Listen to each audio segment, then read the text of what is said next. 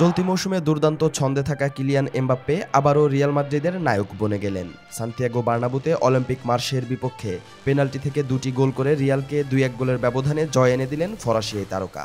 ম্যাচের 81 মিনিটে তার জয়সূচক গোলটি রিয়ালের হয়ে নিজের 50তম গোল, যা ক্রিস্টিয়ানো রোনালদোর পর দ্রুততম মাইলফলক। এই জয় দিয়ে চ্যাম্পিয়ন্স লিগে প্রথম ক্লাব হিসেবে 200তম জয় ও 700তম গোলের রেকর্ড গড়ল রিয়াল। যদিও ম্যাচের নাটকীয়তা কম ছিল না। 72 মিনিটে মার্শেই গোলকিপারকে মাথা দিয়ে আঘাত করে লাল কার্ড দেখেন রিয়াল অধিনায়ক দানি কারভাহাল।